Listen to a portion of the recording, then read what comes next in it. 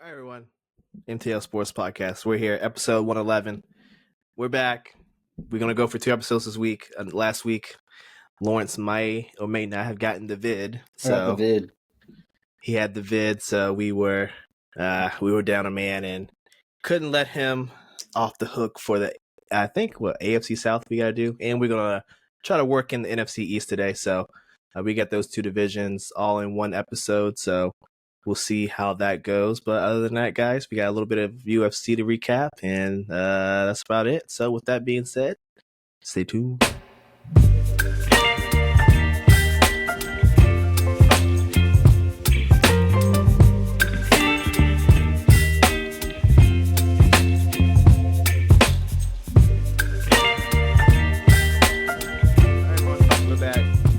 Kick off our divisional previews, AFC South, NFC East.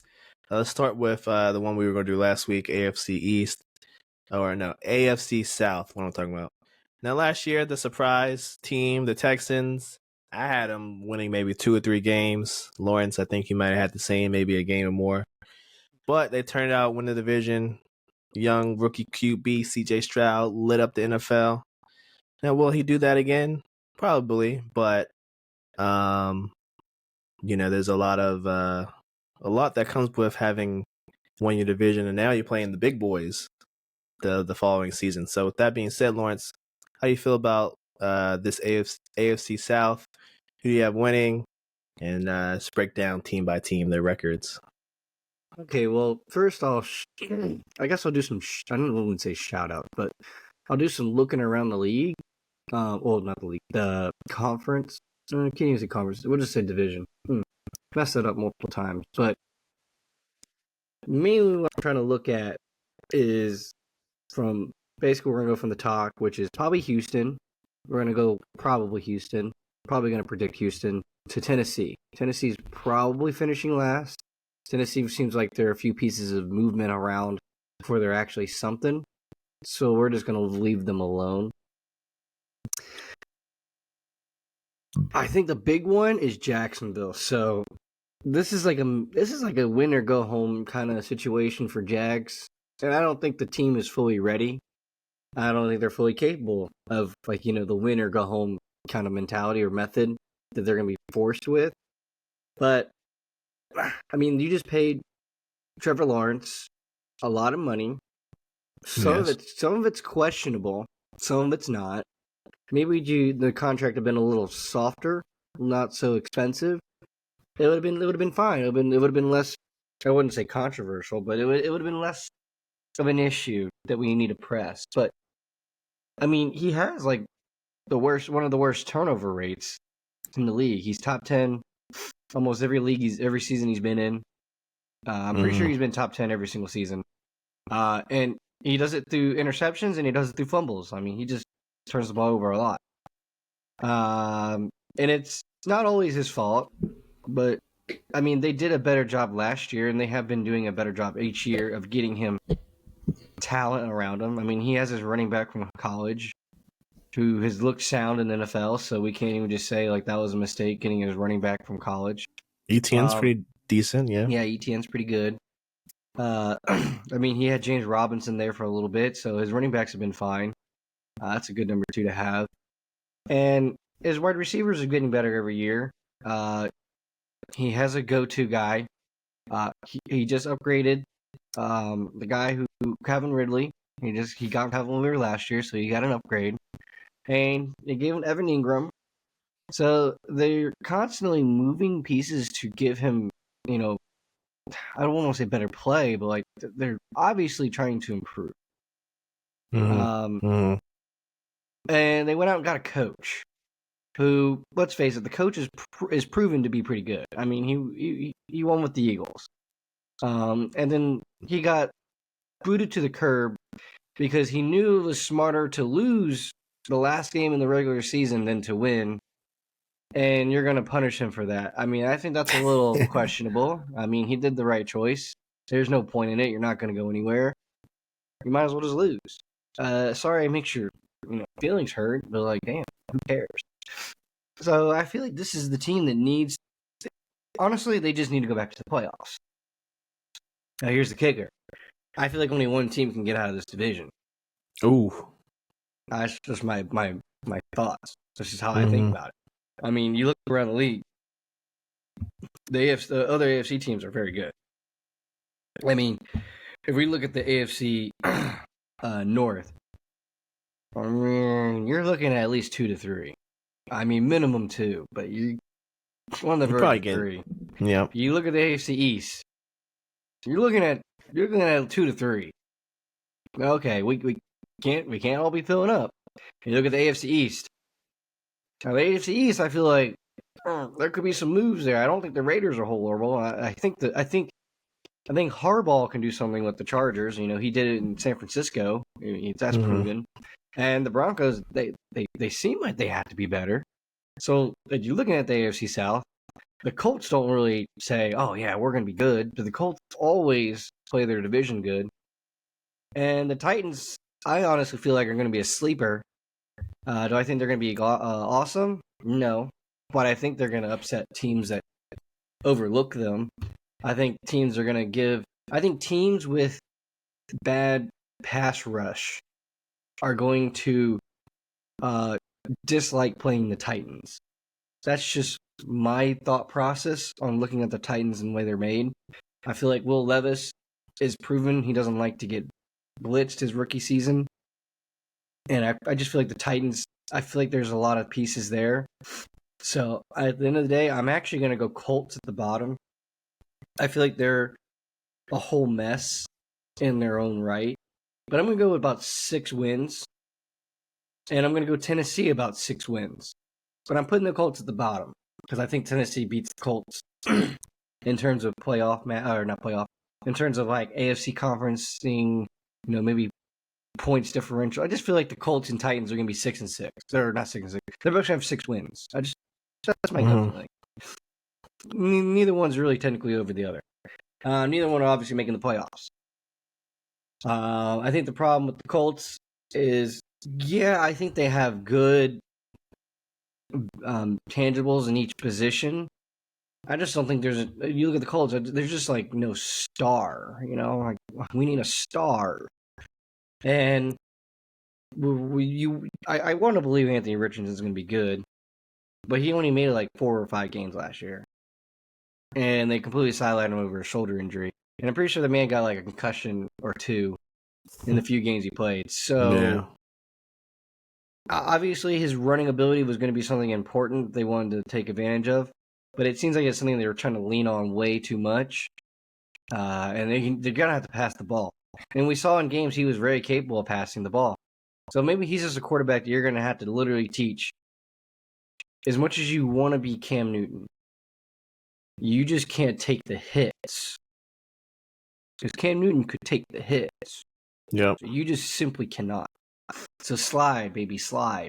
Slide 2 yards before you think you need to slide, because I'd rather you not die and not get the first down, because I need you the next drive. Okay, I need you to finish the drive in case you do get the first down. So then moving on, Jacksonville Texans. I hate to say it, but I feel like the Jacksonville Jaguars are going to be in the same boat they were last year at 9-8. I think they just have a mediocre season. And I don't even think it's going to be like a bad mediocre season. I think it's just going to be a season of 3-game win streak followed by a 2-game losing streak, then a 2-game winning streak followed by a 3-game losing. There's going to be a season of mediocrity. The secondary's pretty sound. Nothing to complain about that. The linebackers are pretty good. You look at the D-line, you can say, well, I could want more. Please, sir, can I have more? I mean, there's nothing amazing about the D-line. And this is why I was coming into play about teams with bad pass rush. I feel like this team might be a team with the bad pass rush. They might be the team that gets upset by the Tennessee Titans. Just saying. That's a divisional opponent. But you look at their wide receivers and you're thinking to yourself, okay, we can play around here. There's some talent. Yeah, I think there's talent. But my problem is, like I've said before, I don't think Gabe Davis is all that amazing. And you got him at your number 2. And I felt like every other year you did a great job of going in the right direction in terms of like good wide receiver. When we upgrade it one more next year, okay, we need a tight end. Okay, we got a tight end. It just feels like this was the year that you kind of needed to get a solidified number one wide receiver.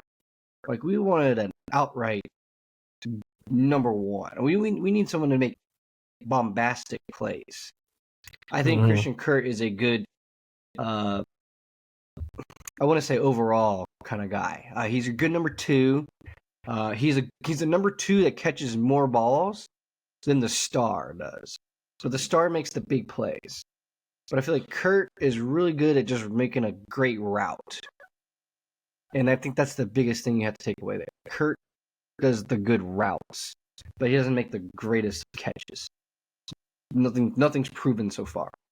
And I think this is a really good O-line that's just not going to have enough to solidify anything more than that. So, me leaving that being said, I think the Texans get about 11. And I think that the Stephon Diggs era will be fun for the first year or two, like it always is. And then there'll be a collapse of some sorts, and we'll be sitting here saying to ourselves, yeah, well, it's Stephon Diggs. You kind of have to give him the ball. You do. And then we're going to be wondering why, our boy Nico Collins and Tank Dell are not getting the same, catches they once were. And we're going to see that Stephon Diggs has 8 targets this game with 3 catches. So what's up with that, Stephon? It happens, man. I can't help it. But I don't think C.J. Stroud has much to worry about. I think his only competition is the Jags. But I will say the one thing I think about the Texans, which is I think why it's well built, is I think the offense is stronger than the defense, but the defense has good pieces in it and multiple spots. And when you have a defensive head coach, I think that leans more on their favor because he knows how to make a defense. I mean, he was a great defensive player. He can always make his defense good no matter what pieces he has. He'll find the pieces to make it work. He doesn't really want to mess with the offense. He doesn't want to have to really talk about the offense. That's for his offensive coordinator. So just give him a good offense. I can make the defense work. And I don't think they did. I think they're a little worse on defense than they were last year. I think they had a lot of pieces, but I don't think it's going to really matter. I think that it's a defensive-minded coach. He's going to get the right pieces. He's going to learn how to make his team work. I think the offensive weapons are the biggest change. I think that's why they'll make a bigger run. And I don't even want to say a bigger run. I think a more effective run. I think we might be seeing the Texans arguably as like a second or third seed. And only reason I say that is I'm predicting they're going to get about 4 or 5 wins from their conference. Or not conference, sorry, from their division. And that's just a little added boost. And that's just something I can't see something like the Jets saying, or the Bills saying, or the Dolphins saying. I can't see the Bengals saying that. I can't see the Browns saying that. And I can't see the Ravens saying that. I can't see those teams saying, yeah, I'm going to get 5 wins from my division. Those divisions are too hard to get 5 wins. You have to understand that going 4 wins, 3 wins is solid. Very solid. So fair enough. I think for me, I have the Jags and Texans flip. So I think just to start off, I got the Jags winning this division. I think they'll win. Let's see. I think I had them at 10-7. Yeah, I had them at 10-7. I think it will just come down to a tiebreaker, right? I think whatever the tiebreak is, whether they're going to have to beat Houston at least once, and then they're probably. I don't know if Houston wins 5 games. I think this division got a little better from last year. So I don't predict 5 wins, but maybe, it comes down to they have 3 and Jacksonville has 4 divisional games or divisional wins, and Jacksonville will get that, automatic playoff berth. Like you said, yeah, I think maybe 2 teams from this division can go to the playoffs, but with the rest of the AFC and how those divisions look, it's gonna be really, really tough. I think we're gonna have the same problem as last year, where 10-7 might not get you into the playoffs. So you're gonna have to lock up the division is gonna be really important. So got the Jags doing that. I think hopefully Trevor Lawrence stays healthy this year. I know he finally got hurt for the first time last season and didn't play for a couple games, and that's when there's a little slid started. So I think they gotten better. They're playing the second place schedule, so maybe they'll do a little bit more wonders for them. They got Brian Thomas Jr. They drafted him. He's not number 1 right away, but he'll develop into that. He's looked pretty good into the preseason from what I've seen. He's definitely a guy that can run routes really good, speedster. Play really well with Malik Neighbors at LSU last season with Jaden Daniels. So he's electric for sure, but he might take a little to get up to speed. But even with that, they got 2 other good options in Kirk, Gabe Davis. It's a 1 game on, 1 game off type of situation. So you can count on him for about half the game. So and then you got Evan Ingram, who's just old. He's good or reliable. He'll catch it when you throw it to him. He's a good red zone target. Another year of rapport with Trevor Lawrence. So I think all these things put together, you got 10 wins. Doug Peterson's not going to have his team missing the playoffs again. I think that's the top of their priorities. To win this division. Now the Texans, I got them second. Not so much as regressing and wins. I don't think. For me, I don't think they're going to make that big leap that everyone thinks they are. I think the first place schedule, it's going to make it really tough for them. Now they did upgrade, like you said, Lawrence. They did make they made some upgrades. They got Diggs, they got Mixon, they got some of the players through the draft. But I think you're really banking on CJ Stroud to still carry the team. I mean, he definitely can build on last year. But now you're noticed. Like, now there's a target on your back. Like, hey, we gotta watch out for this kid. Like, this kid is, some people got him in the top 5 already of QBs. So that just heightens people's awareness, and people are going to scheme for him. Try to take away what he likes to do. So I think that target on the back is gonna make this just a tad bit tougher. Not tough enough that he can't get back to 10 wins, but even in the division where you play each other twice, I think those games will be tougher for him. He won't be able to just knock people around and stuff like that. So I got them 10-7, but in second. Third place. I would actually much rather see your prediction happen personally, because I am more on the side of wanting the Jaguars to do better than the Texans. I'm much more on that side of that. That's just me coming personally. Because I don't know. I'm one of those guys I want to see. I mean, I know the Texans have been bad in the past too, but Jacksonville's has been bad for so long. And Trevor Lawrence has gotten a lot of criticism, and I want to see him do pretty good. Like, I just want to see him do pretty good. Yeah, I think now is, like you said earlier, is that tie for number 1 highest paid player of NFL history? Was that contract warranted? Right now, we can probably say no, because he's only won 1 playoff game, and other than that, and that was a meltdown in the Chargers. But other than that, we haven't really seen too much. Like you say, it's a turnover machine. So it's like a contract that you just kind of have to see how it goes, type of thing. But he's definitely got the talent. So does CJ Stroud. So does our next quarterback, the Colts. I got them a slight regression. I got them at 8-9. Now that Minshew's not there, they don't really have a backup.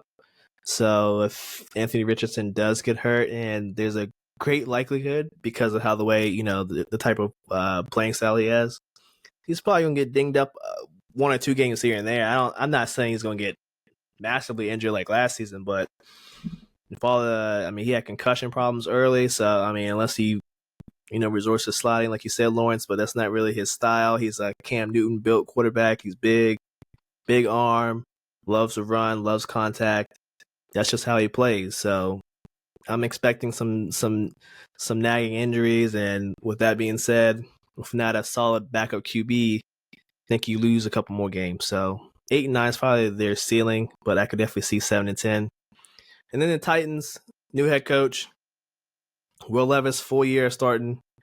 King Henry's gone, so he won't win you like the 3 to 4 games that he can win you by himself. So yeah, they're definitely a sleeper team, but I think their future is next season, right? I think you gotta get 1 year Brian Callahan, you gotta give him a year to cook, feel out the team, know what the team actually needs, and then next offseason you go and make those moves and position yourself to really compete in this division. So I got them 7-10.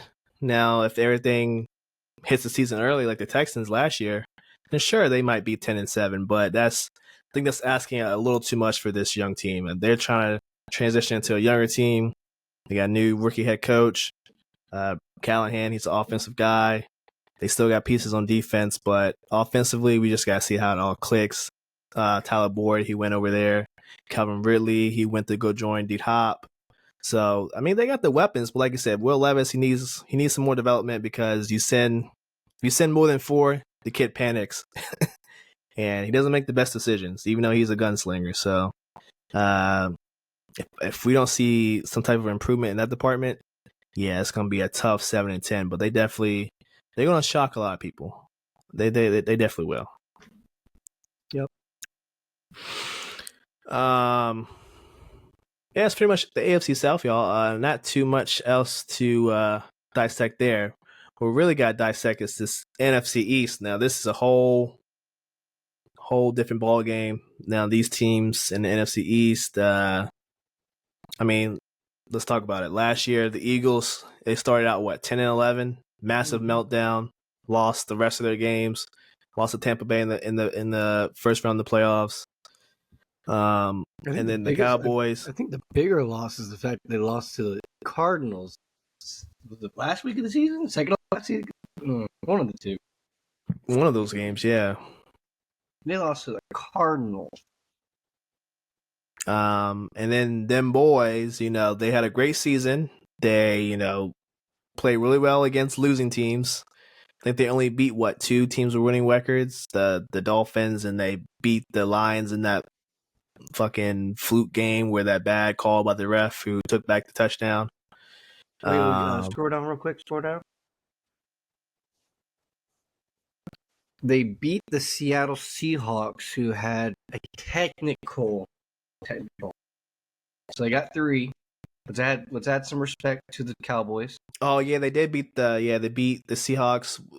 Did Geno play that game? I don't know if he played that one. I think he Geno got hurt that game. I think that was the game that Geno got mad. I think that's the game we're talking about here. But okay. Yes, that is the game. That's the game that they almost lost to Drew Lock. So just keep it in mind. Even though Geno got hurt, Drew Lock almost still beat them. But yeah, they technically had 3. So I know there might be Cowboy fans coming in here, and they're gonna be like, "Whoa! You better watch yourself, Markel. I'm trying to save you. I'm trying to save you because they had 3." But we're gonna put a little tiny tag on that Seahawks one because they're 9-8. Okay, they had a win against Carolina Panthers, so boom, there you go. A little asterisk to go right there. And then fast forward to this, after their playoff disaster against Green Bay. Fast forward to this offseason, literally didn't sign anybody, no trades. And they still have 3 outstanding players who needs contracts. CeeDee Lamb, who still hasn't gotten paid, hasn't been in training camp. Dak, I think Dak's the same way, right? I don't think he's been in training camp or played in the preseason. I think Micah has been in training camp. I think he's more of a hold-in player. So with all that being said, Lawrence, we got a lot going on in this division. Now the Commanders and the Giants, they're another story. We're not really worried about them. But we still got to do this whole division. So let's start with, who's going to win. And then I guess we gotta chop it up from there. All right. So regrettably, Eagles are going to win. I don't think they're going to win. I think they're going to have the same record. I think they're going to be 11. I think they're going to have 11 wins. I don't think they do any better, but I don't think they look like the team they did at the beginning of the year last year. I think they just look like a above average team. I'll give them that. I think they just look like an above average team. Personally, I think they're going to look like a good offensive team with a pretty decent defense. I think that's how they're going to look. I think there's going to be certain games that the Eagles' offense looks flat. There are going to be certain games which the offense looks amazing. But overall, I think they just have. I just think personally they have like just too many good weapons. If Paris Campbell is your number 3 wide receiver, I mean, come on, what are we talking about here? I mean, yeah, if that guy is if he's your third string wide receiver, what are we talking about, man? Like, they're gonna be fine. I think the defensive side, I think losing Reddick is gonna be pretty important. And Bryce Huff was never really like a every down guy at the Jets, and I think we're gonna kind of see why this season with him. I think he is gonna be one of those people who look really good in the flashes they had. I'm also gonna be a hater too. I don't think Darius Slay another year. I think he just gets older, slower, big play Slay, less efficient. So I feel like that's going to be a big thing. I feel like this is going to be a transition year for the Eagles. And when I say transition year, I think it's going to be about the offense is going to be there. I think the defense, like I said, is going to let them down. And I'll leave it at that. I feel like the defense is on its way up. I feel like the next year that you're going to see somewhat similar. The defense is going to be up there and the offense is going to be up there. But there's just something wrong with the team. It's just that vibe the Eagles get all the time, you know? And then next but not least, I want to go irrational, and I want to go cuckoo for Cocoa Puffs because I like what he's done so far in the preseason. Okay. But the fact that they don't have a kicker and the team looks booty cheeks on special teams because they don't have a kicker, I can't give the Commanders second. Oh. Now, if they could just get a kicker, man. Or if somehow, like, God forbid, like, some team will just gonna miraculously cut a great kicker. You have to, like, go out there and literally tell him, do you want a mansion and Ashburn? Because I'll buy it for you right now. No questions asked. I beg and plead you. Like, I need you. Because the Commanders, I'm sorry, I'm not going to call them the Commanders. If the Redskins can get a freaking kicker, we're kicking here. And I would give them about a 9-8 record. But because they don't have a kicker, I'll probably be more reasonable. They're probably going to have 7 wins maximum. I'm probably going to do 7 wins. That's about 2 wins because they don't have a kicker. I think that'll probably cost them maybe 6 wins because they don't have a kicker. The Giants, I'll give them 5 wins. Oof. I don't think you're a bad team. I don't. I think Daniel Jones is going to look good this year. I just think you lost an ginormous piece in Saquon Barkley, who was like a whole catalyst for your offense. And the fact that you don't know how to use Hyatt as a wide receiver, the fact that he doesn't just strictly run straight go routes, and he's not in there he's not even in there half the game. The fact that Jalen Hyatt is never there, I mean, I can't get behind it. In my opinion, they have kind of bums ahead of him, so might as well just throw him in there. So, O-line is nothing to be, awesome about. So maybe that's why he's never in there, because Daniel Jones is not going to get, 5 seconds to throw a ball deep. It's just not going to happen. So, I think the defense is going to be a little bit better than mediocre than it was last year. I think Brian Burns is going to be I think he's going to have a fun time there. I think this team has always been good around the D-line, and I think this team is really good on the D-line. I just think cornerback and safety is where they're going to be inefficient, and they're going to struggle. I think if they can't get to the quarterback efficiently on multiple drives, you're going to see big plays constantly. Getting cooked on those younger corners.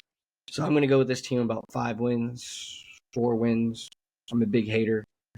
And I think we're going to see Brian Daboll's seat on the hot seat. and he might get chopped. Who knows? Because he kind of seems arrogant a little bit, like yeah. like he's all that, and like, sorry man, like you had one really good season that now we're all looking back on might have just been a fluke season that the rest of your division just kind of had an off year, and you took advantage of it. And last but not least, we'll finish off the Cowgirls. I'm gonna be an extra big hater, and they're gonna go 8-9. Oh, And I'm gonna give a bow, and I'm gonna say no playoffs. No, wait, can't say no playoffs. That is a very big one to say. In the NFC, it is a very up and down, questionable conference. I think next year the NFC is going to be a lot better. But now, see, this is where I said I want to put the Redskins above the Cowboys. I just can't because the Redskins don't have a kicker. We don't have to worry about the Cowboys or the kicker because they have a good kicker. But he's good. I think the biggest problem with the team is is when you don't bring anyone in and you think that everything was fine last year, let's just run it back, and you lost way more pieces than you gained. I think they're going to regret. I think they're going to regret the cornerback position. So I think Gilmore is going to regress a little bit. Yeah, I do. Do I think Bland is going to be a standout number 2 corner? I don't. I think people understand that he's a route biter. Yes. And I think people are going to understand that now that there's film on you, that you like to jump your routes and you can get cooked. And I think wide receivers know that. Then all that's going to be taken away from him. And he's going to actually have to play coverage. But I think the problem is his other counterpart, Trayvon Diggs, loves to jump routes and loves to do that kind of thing. So I think this defense is going to give up a lot of big plays. And, okay, why do I think this defense is going to give up a lot of big plays? Okay, next part. Eric Kendricks is older. He's a more beat-up linebacker. He's been playing forever. Other than that, there's no more linebackers. This team is pretty washed at linebacker. There's no one amazing on this team. So I don't think you're going to get unless you're front four or doing something. I don't think the other linebackers are doing much. Do I think their safeties are good? I think their safeties are reasonable. I don't think they're amazing. I don't think they're bad. That's also a good thing. That's also a bad thing. There's nothing to write home about. So they're not going to save you and bail you out either. They're going to make the solidified tackle that they have to stop your big play that you allowed you cornerbacks who want to jump the route. And next and finally, the D-line. Okay. DeMarcus Lawrence has to be like gassing out here. I mean, this man is old. Yeah. I remember watching him when I was a kid. And last year he looked pretty good. But you also saw how old he looked in certain games. And I think it's just gonna become a bigger trending piece. Mm-hmm. And I think Michael Parsons, I think this is just the year that like the defense is just so bad and he's gonna be asked to do so much that I think he probably gets hurt. And no offense, but if Michael Parsons was to get hurt because you're asking him to do every little thing possible on this team, I don't think your defense can hold up without him. And that is why I'm going to give you so many losses. Next part. Let's go look at their wide receivers. I think they're trash. Besides CD Lamb. Let me put that out there before everyone starts trying to back. The caveat, yeah. Without CD Lamb, your wide receivers are trash. You're going to say, oh, they're Brandon Cooks. Brandon Cooks looked like doo-doo last year. He didn't look that good. He doesn't have the same speed he did. And I'm totally honest with you. I don't think the rest of the wide receivers are even anything to be scared about either. There's nothing scary about the wide receivers. So it's a big group of meh at wide receivers. Now tight end, I think they have 2 good tight ends. That's solidified. What's the problem with 2 good tight ends if they have to constantly block? Because I think personally, this is probably one of the worst offensive lines Dak has been given in the last few years. They're getting older. They're not what they once were. Certain pieces are gone. And honestly, I think this is a year of regression for Dak. The last time he had a contract year, he went off. And why did he go off? I mean, Ezekiel Elliott kind of helped him. Do I think Ezekiel Elliott's the same running back? No. He is definitely not. Do I think their backup running back is that great? No, I definitely do not. So I think this team is overhyped. I don't think they're going to be that good. And I think Dak Prescott is, I wasn't going to say come back down to earth. I think he's just going to have to play with a team that I would personally want to say is just not that good. There's nothing added to this team. It only has the losses. And I think we just saw in the Super Bowl, in the playoffs last year, that the defense couldn't stop the Green Bay Packers. And that was just a fortuitous sign for more this season. I think the defense is going to be the kryptonite for this team. I think Dak is not going to have a problem scoring 21 points. I think the defense is going to have a problem stopping 31 points. Damn. And I think Dak is going to struggle to score 34 points. Because personally, I just think Micah Parsons is going to be asked to do way too much. And he's just going to get worn down and beat up. And,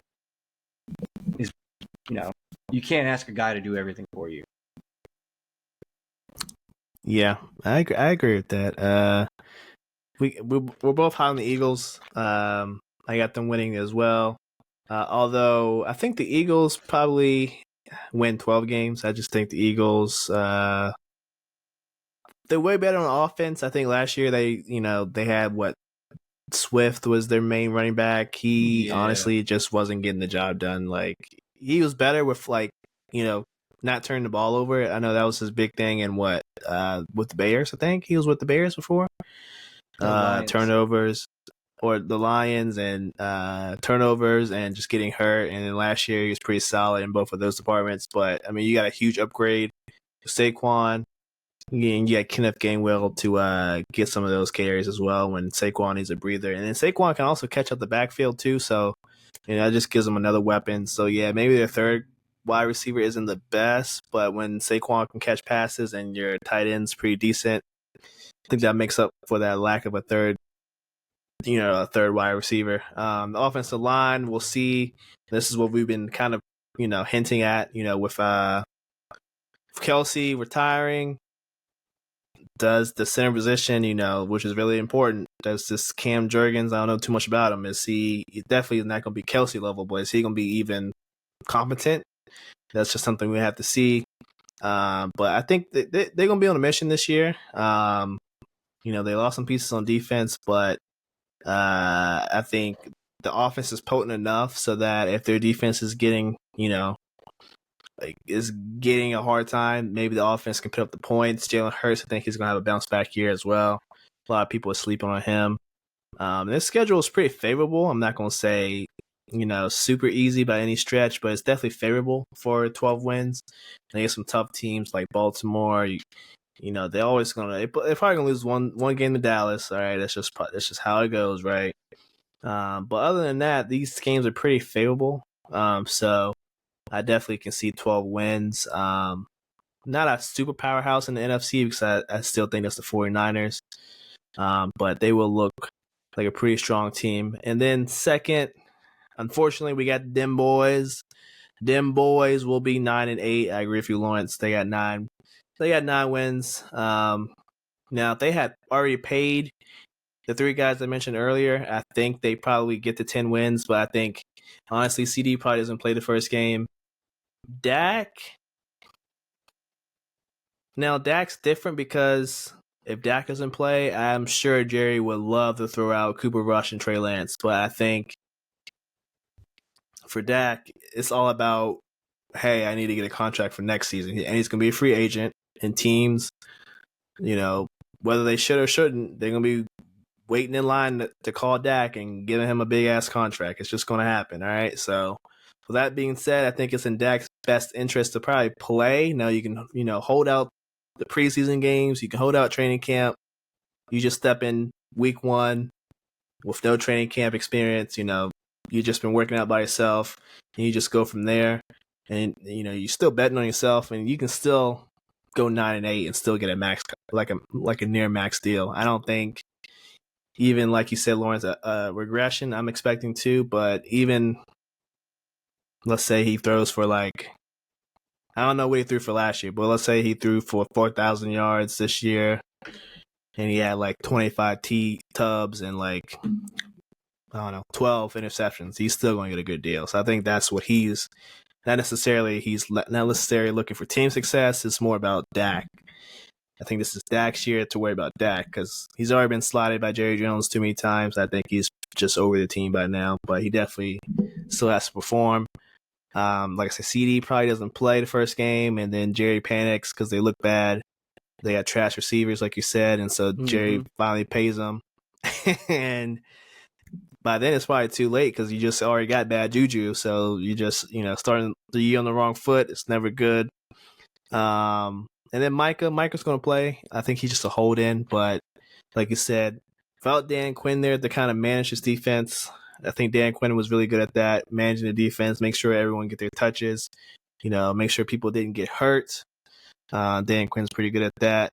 I don't know who the DC is right now. I think it's Mike Zimmer. Zimmer is good. He's my old DC in Cincinnati, but he's no Dan Quinn. And, just your first year in the job, you're going to have struggles. So defense is definitely going to be their Achilles heel. Michael's going to be asked to do too much. Will he get hurt? I don't know. But if you pull him in different directions and instead of just letting him rush the quarterback most of the time, bad things are going to happen.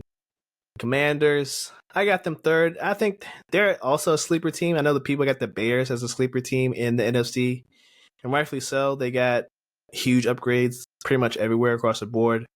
Commanders, like you said, special teams kind of ass. Their kicker, I watched their game, what was it, Saturday versus the Dolphins. The kicker missed back-to-back, like very easy, very, kickable field goals. I don't know if he's been released yet, but he probably will be. He's just not been doing all that too well. And they just released another kicker last week after that preseason game. So it's not looking too good in that department. But offensively, Jaden's looked pretty good. What's the backup? Briscoe, because Mariota's hurt. He looked good. Wide receivers, they're looking pretty good, looking better than last year. Jaden's already, I would say at this point, leaps and bounds where Sam Howell was last year. I think Sam started off well, but probably came back to earth. I think Jaden's gonna just take off immediately. I think Austin Eckler's really gonna help him being able to catch up the backfield, be a safety blanket because their tight ends aren't the best. Other than Zach Ertz, but he's old. So, but yeah, if they had special teams and if their defense was a little bit better, I would have them at second ahead of the Cowboys. But I think they're at least a year away of being actual contenders in this division. And then last but not least, Lawrence, I got the Giants. I got them 4-13. I think they're gonna be awful. Their offensive line is terrible. I think they can get better. The only bright spot is Malik Neighbors, and I think he won't get enough catches because Daniel Jones will be running for his life. I don't like Daniel Jones. You guys should all know this by now. I think he's a terrible quarterback. Just got a lot of money because Saquon made him. And if you haven't seen his preseason clips, they haven't been too good. From the practice to the games, not too good. And I think there's just nothing like about this team, honestly. The defense is not good. Wasn't good last year. Who's the tight end that retired that they traded for, Lawrence? The dude that was married to Kelsey Plum. Was it Darren? Darius Waller or Waller. Just go Waller. I know his last name's Waller. He retired out the blue. He played horrible last year too. So at tight end, they're they are, slacking. Running back, Singletary, he's okay, but like behind that offensive line, he's gonna look pretty terrible. So there's just nothing like about this team.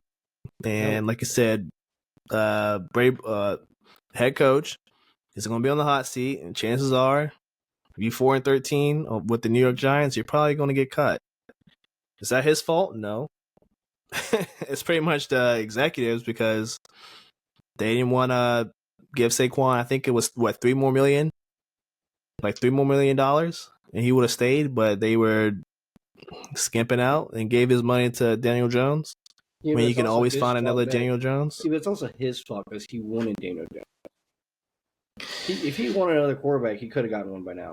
Now, what are your thoughts on like a Jalen Daniels having like a little RG3 kind of year? What do you mean in terms of In terms getting of like, hurt because he doesn't slide, or amen. I'm talking about because like I'm talking about the hype train around it. I'm talking about well, the hype. I'm talking about The hype is definitely not inspiration. there because remember we weren't in Northern Virginia when RG3 was here, but we were still in Virginia, and even where we were, the RG3 hype was huge. People loved RG3 his rookie year. Even before he took a snap, people were in love. He already had the commercials before he even took a snap.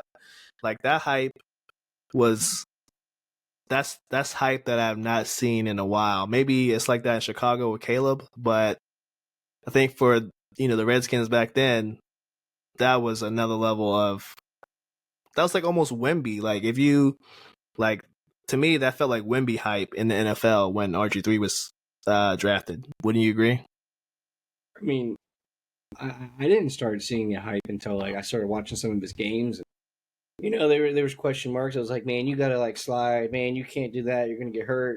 Man, you can't ask this man to do all that. He's gonna get hurt.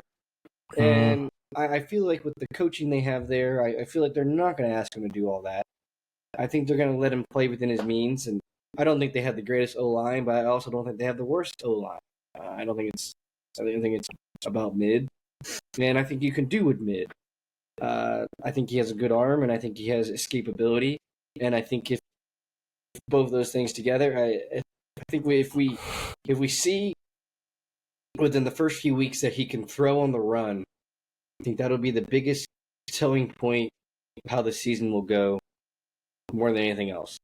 If he's a proven ability to throw on the run is high, then I might and they get a kicker. I'm not saying anything else until they get a kicker. I'm not saying anything else about this team until they get a kicker. Can't win a game without a kicker. Jaden Daniels, like I said, the hype isn't as much as RG3. Like I think that hype for RG3 was just that was next level. Now people are excited about Jaden, rightfully so. He's looked pretty good in the 2 preseason games. I think he's played a total of like 3 series. He was named the starter today. He's not going to play the next preseason game, so he's pretty much over and done until week 1.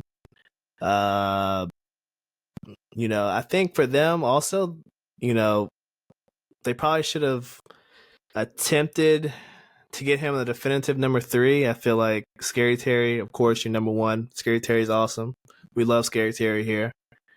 Jahan Dotson, decent rookie year, regressed a lot last year. Some of that's not his fault because Sam Howell only likes to throw to running backs, so I can respect that. But he has to show out big this year. He's shown he can be, at the very least, a number 3, but we need you to be number 2 in Washington. That's what they're saying. And then your number 3 guy is De'Ami Brown, who doesn't really catch a lot of balls and kind of disappears. They got some other guys on the roster they're trying to figure out. They signed Martavius Bryant, who finally got reinstated after being suspended for X number of years for breaking NFL policy or whatever. So I think that's another big thing for them. If they can get a definitive number 3 for Jaden Daniels, they will not make the playoffs, but they'll be better off. But I think that combined with the kicker is what the Commanders that's their thing they gotta look forward to this season. Anything else about the NFC East now?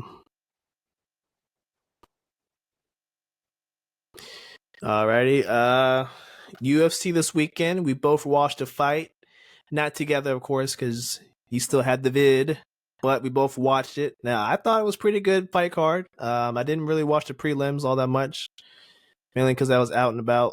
Didn't get home in time. But, Lawrence, what did you think about the the main card, all that good stuff.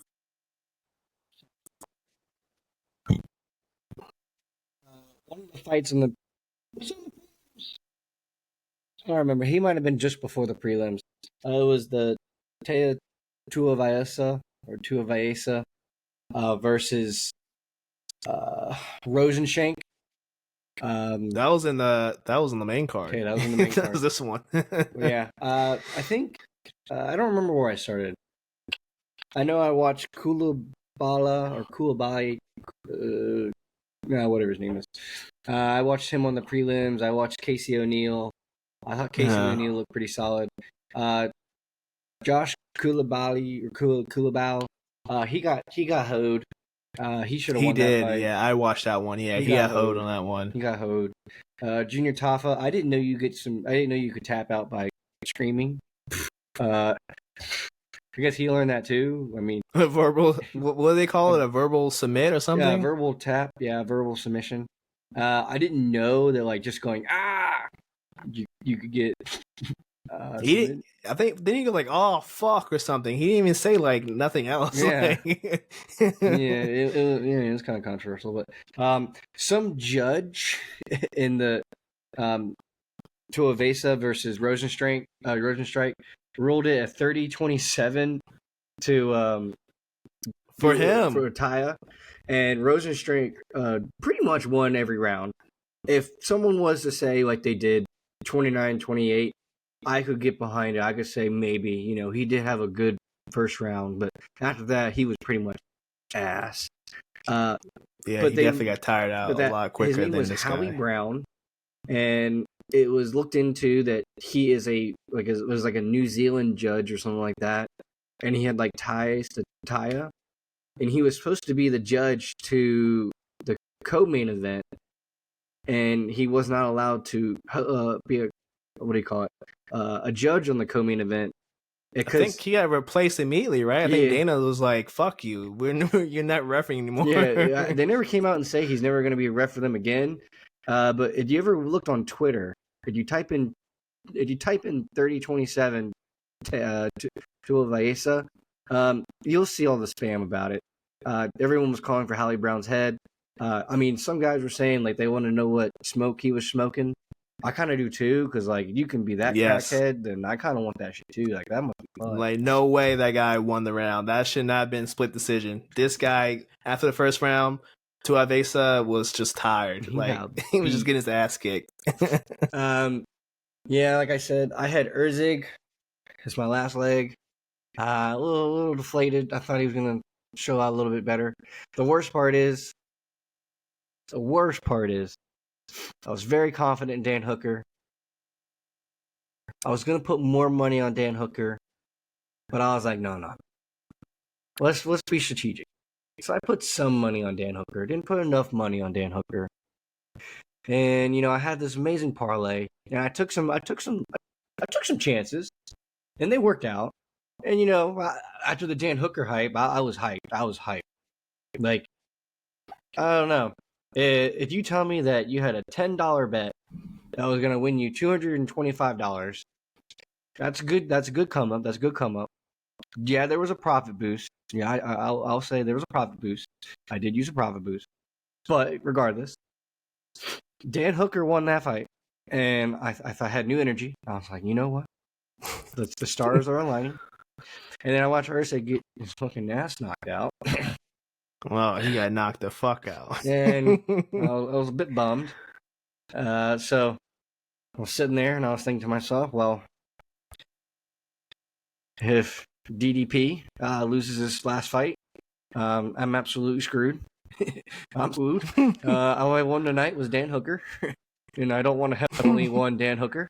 I should have bet more money on Dan Hooker. I mean, Dan Hooker was a good underdog, but you're not going to put all your money on an underdog. Let's be serious here. So I was a little stressing. But I won't lie. After the second round, I felt confident. In DDP. I thought Dracus Duplessis was going to knock out that little drunk driver, and he did. The last style drunker got choked out in the fourth, and I called it. I didn't call it by submission, but I called GDP, called Drew Pussies. I think Drew Pussies needs to check himself, though. He said that he would move up to fight Alex Pereira at 205. Sir, I think you need to take a chill pill. He'll actually accidentally murder you at 205. Just saying. You're going to fight him, you fight him at 185, like he said he would come down to. That's perfectly capable. I think that's a perfectly fair fight. Do you move up to 205, you're going to get murdered. Do I think you can beat Alex Pereira? Probably not, no. I'll be straight up. But I'd much rather watch Dracos Duplessis fight Alex Pereira than watching Roundtree fight Pereira. So, I think the problem with Adesanya is while he was champion, I'm not going to say he's an idiot for it because he wasn't. He was a great champion, and I used to love watching Adesanya. I just think his antics have gotten old, but I still think he has one of the greatest walkouts of all time when he walked out as The Undertaker. But I think he fought too many fights consecutively over like a short span of time than he should have, which is what Pereira is doing right now. But Pereira kind of has to because he's 37 years old and he has to build what little legacy he can at 37. But I think Adesanya fought way too much, way too often. And I mean, no offense, but you look at these other champions. It's like Sean O'Malley's fighting every 5 months, every 6 months. I mean, these other champions are fighting every 6 months. Like, they're not fighting quick. Adesanya was fighting everyone like every 3 months. It's like every 3 months, bro. Yeah, it was super sick. But, like, you didn't really give any time to yourself. You kind of gassed yourself. And you kind of made yourself more vulnerable. Yeah, he lost to a submission, but the only thing you do is develop a chin. And I sent you a picture the other day about, some of our GOATs now being kind of vulnerable now. I think Volkanovski did the same thing. I think he's also an idiot for fighting people way bigger than him. But, that's just how he is. But, like, dude, that man's a giant compared to you. You just need to chill out. But, But Volkanovski developed a chin because he's fighting too many people too often and get clean knocked out. Adesanya, you were fighting too many people too often, and it's starting to catch up to you. I'd like to see Adesanya end on a win though, because like when when Duplessis said if he retires tonight, blah blah blah, like, that was like out of left field because I'm pretty confident Adesanya was never going to retire. Even in his little speech with DC, he was like he's going to keep fighting. I think for Izzy, he just gotta be like a gatekeeper, like you said about the other guy, Lawrence. Like, just be a gatekeeper at whatever ranking you're at, whether that's going to be at 2, 3, 4. Just gatekeep people from moving up, and then maybe you get one more shot if you can win 2, 3 fights in a row. I think maybe he deserves another title shot if he can win 2 or 3 more in a row. But like you said, he's getting up there in age. But he's not as old as some of our other GOATs like Usman, and I think Conor is pretty like 37 too. So yeah, those guys are probably out. They're not going to compete for a championship anymore. But I think Izzy probably got one more shot in him. But if he gets knocked out or subbed again, yeah, he's so personally at middleweight, I think Adesanya, I don't want to say he needs a gimme fight, but I think he just needs to fight someone who's like up and coming, who has a lot of hype behind them, and I think fighting someone like maybe like a Brendan Allen, because no offense to Brendan Allen, I think Adesanya would stomp the living crap out of him and murder him. But everyone's talking as if Brendan Allen's like I wouldn't say the second coming of Jesus because he's not that hyped. But, I mean, I think everyone's making a little bit more than what he actually is. I don't think he's that great. And, let's see. His last fight was against, we said he was supposed to fight Curtis. But no, Brendan Allen, I think, is someone like we should be giving to Adesanya. And yeah, you're going to say to me that, Brendan Allen is a 7th ranked fighter. Like, why is he going to move down so much to fight a 7th ranked fighter? Well, you look at the people behind Adesanya in the middleweight division, It's Whitaker. He's already fought Whitaker. Cannonier. He's already fought Cannonier. Marvin Vidorera, he's already fought him. Paulo Costa, he's already fought him. There's a lot of people he's already fought who are still like kind of solidified in that top 10. And I think it's important to give someone a chance to move up. So maybe I'm talking all this smoke and, Brendan Allen actually wins. I can be humbled. I can be shown up. I don't have a problem with that. But do I think he will? No, I don't. But so we just don't. But I think like you're right. You're saying is Adesanya should be gatekeeping. I think you should make Adesanya fight a couple young guys who are, I don't want to say above their pay grade yet, but they're just not fully ready. And let Adesanya, whip them around and show them this is what you need to be a champion. And, he does that twice. He beats someone up twice like that. And then, boom, you give him another title fight. Do I think Duplessis will be the champion by then? That's probably about 2 years away from now. So, no, I don't think Duplessis will be champion by then. And whoever he fights. I'm completely fine with that. And Adesanya would be 37. That'll give him about a good 2 to 3 year run if he can do it to still kind of fight. Probably before he is willing to just put up the gloves. Yeah, I think that's his way forward. I don't think there's no ifs, ands, or buts. Just co-main event, a couple of pay-per-view fights. No more 5 rounds. Let's just get 3 good rounds out of you. Knock a couple youngins out and get one more shot, and then that's where it's winner take all. That's all I got. Not too much other sports happened over the weekend. College football is later this week, but we'll go over that Thursday's episode. So, all that being said, guys, NTL Sports episode 111. We're going to head on out. Thank you guys for watching, listening on Spotify, all that good stuff, and we're going to head out. Peace.